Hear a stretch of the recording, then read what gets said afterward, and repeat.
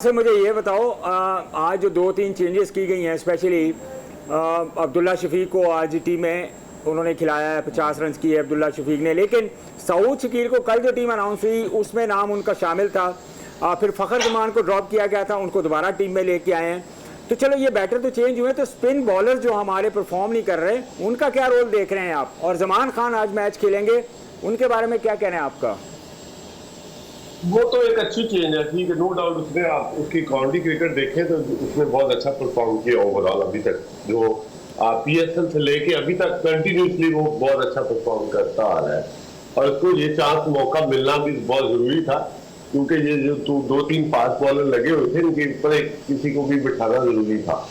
तो no doubt उसको वो आप देखें, वो थोड़ा सा अगर पाकिस्तान ने अगर थोड़ा सा अच्छा टोटल रन कर लिए ना तो वो डिफरेंस जरूर पैदा करेगा। आपको इस पिच पे क्या लगता है कि कितना स्कोर जो है वो डिफेंडिंग हो सकता है? 260 270 मेरा ख्याल है कि अच्छा टोटल होगा, कि जिस तरह से ब्रेक भी हो रहा है, नीचे भी रह रहा है, ऊपर भी आता है सडनली कुछ बॉल है, तो वो ये आप 2-3 टाइप का पिच इसको बोल सकते हैं। अच्छा, तो आसिफ, ये जो आज फ़खर जमान को एक बार दफा फिर टीम में शामिल किया गया है कंटिन्यूसली, पिछले 15 मैचेस में कोई 50 नहीं, 16वां मैच कोई रन नहीं, क्या कहना है इसके बारे में तुम्हारा? इनके बारे में आप लाडला कह सकते हैं और तो कुछ नहीं कह सकते। लाडला किसका? तो ज्यादा वर्ड नहीं है इसके अलावा। नहीं आसिफ, लाडला किसका? अब्दुल्ला शफीक की अच्छी चेंज की थी इन्होंने और उसने शो अप भी अच्छा किया आज ना। अब्दुल्ला शफीक की उसकी टेंशन बहुत अलग थी। आसिफ भाई, वो शाहनवाज भाई पूछ रहे हैं लाडले किसके हैं? फ़खर जमान किसके शाहनवाज को मेरे से ज्यादा पता होगा। अच्छा मोहम्मद आसिफ, मुझे ये बताइएगा कि अगर हम बात करें वसीम जूनियर का, मोहम्मद जमान खान और शाहीन का, इस कॉम्बिनेशन को आप कैसे देखते हैं? क्योंकि शाहीन पहले बॉल करवा रहे थे हारिस के साथ और नसीम शाह के साथ, सो इसके बारे में बताइएगा, मवाजना कीजिएगा जरा। जिस तरह की ये पिच है ना, इस पे अगर आप लेंथ बॉल हिट करते रहेंगे ना तो पिच खुद ही कुछ ना कुछ करके दिखाएगी आपको, अगर आप लेंथ बॉल हिट करेंगे तो। अगर आपने विविड बॉलिंग की है तो मेरा नहीं ख्याल कि इस पिच पे आप इतने सक्सेसफुल होंगे। अगर आप लेंथ बॉल हिट करते रहेंगे ना तो पिच में अगर 2-3 तो वैरायटी नजर आ रही है सर।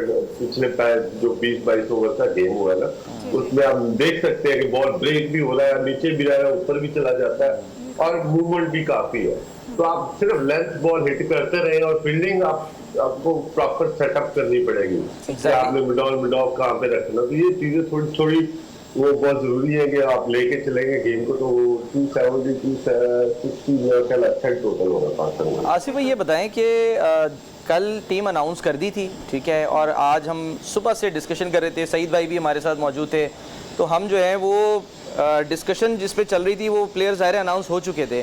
फिर अचानक आपको क्या लगता है, आपको लगता है कि दाल में कुछ काला है? ये क्या हुआ कि स्पैज़म हो गया इमामुल हक को, उनकी जगह फ़खर आ गए, और फिर उसके अलावा हमने देखा कि सऊद शकील साहब जो हैं उनके लिए बहुत आवाज़ें आ रही थी कि उनको होना चाहिए। अभी उन्होंने टेस्ट में डबल 100 भी की थी, बड़ा ज़बरदस्त परफॉर्म कर रहे थे, जगह बनी उनकी, और अचानक दिन में हमें पता चला, मैंने मैच जैसे ही अभी टॉस से पहले उस वक्त टीम में आपने जो चेंजेस कर दिए।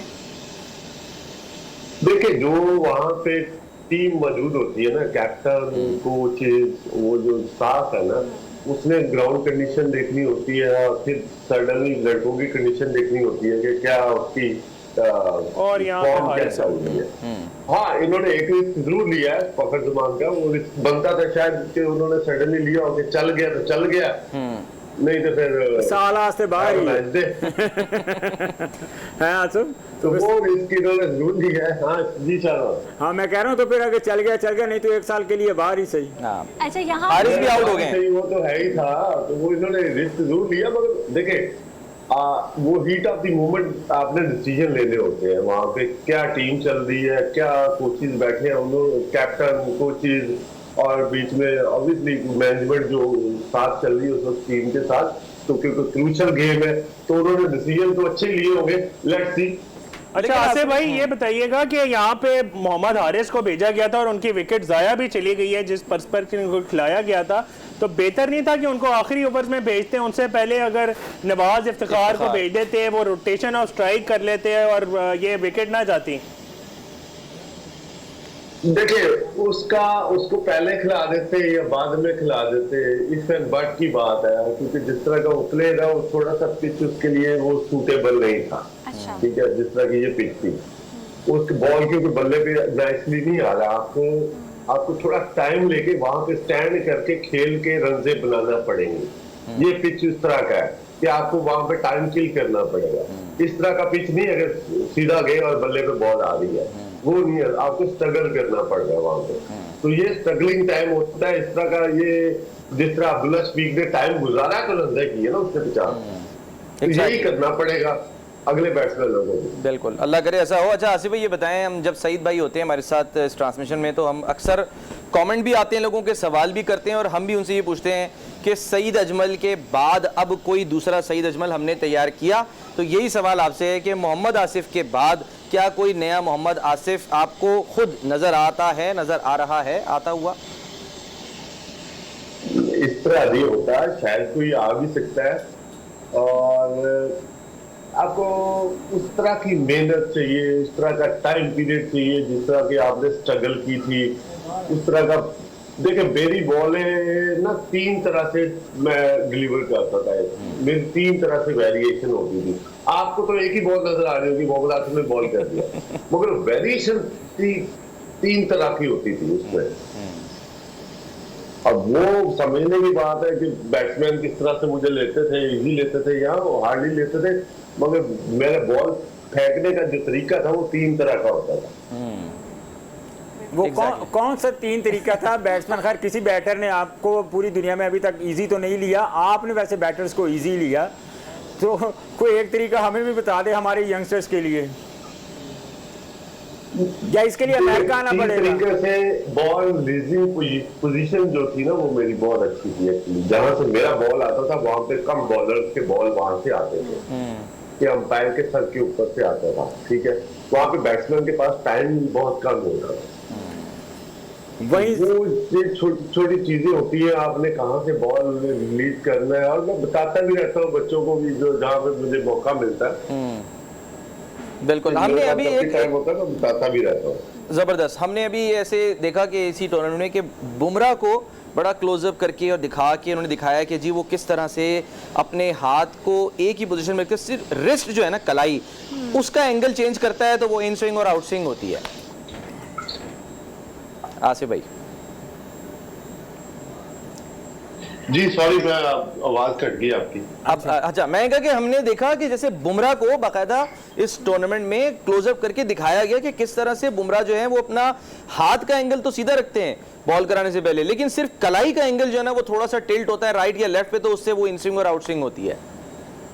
ये जो पिचेज है ना जिस तरह पे मैचेस चल रहे हैं श्रीलंका में, यही फास्ट बॉलर पाकिस्तान में आ जाएगी तो कंडीशन डिफरेंट होगी। यहाँ पे 350-400 की तरफ टीमें चली जाएंगी। ये जो कंडीशन है ये आइडियल है फास्ट बॉलर के लिए कि बॉल नीचे भी रह रहा है, ऊपर भी आ रहा है और बॉल खुद ही ना कुछ कर लेता है। आपको इतना करने की जरूरत नहीं है, आपने सिर्फ राइट लेंथ को हिट करना है। तो ये इस तरह की कंडीशन आइडियल होती है फास्ट बॉलर के लिए। और मेरा ख्याल है कि यहाँ पे जिस तरह से हमारे 3 फास्ट बॉलर चल रहे थे और जिस तरह से टीम का मोमेंटम बना था और सडनली वो मोमेंटम टूट गया। अच्छा आसिफ भाई, आपके बाद अगर कोई ऐसा बॉलर आया कि जो मीडियम पेसर हो और उसने काफी तंग किया हो बैटर्स को, तो वो मोहम्मद अब्बास को कहा जाता था कि ये जो है ना मतलब आपकी तरह वो बड़ा बांध के बॉल कराते थे और बड़ी जबरदस्त लाइनर लेंथ के साथ। तो आपके ख्याल में अगर वो इन कंडीशंस में होते तो वो कुछ खतरनाक साबित हो सकते थे? ऑब्वियसली देखिए अब्बास अभी भी काउंटी क्रिकेट में परफॉर्म तो कर ही रहा है और वो मेरी कप्तानी में भी खेला हुआ है। और वो उसकी एक हैबिट थी कि वो हर वक्त ना मेरी जान नहीं खा जाता बंदा कि आसिफ भाई ये क्या हो रहा है, ये ऐसे क्या किया था। उसकी एक हैबिट थी कि वो हर वक्त मेरे से कुछ ना कुछ क्वेश्चन पूछता रहता था और जो कि उसने अडॉप्ट भी किए है मेरा ख्याल है बाद में। तो अभी तक वो देखिए काउंटी क्रिकेट में भी परफॉर्म कर रहा है और इस कंडीशन में तो वो डेडली हो जाता, डेडली ना भी होता मगर इफेक्टिव जरूर होता। ठीक, थैंक यू सो मच, बहुत शुक्रिया आसिफ भाई, बहुत शुक्रिया।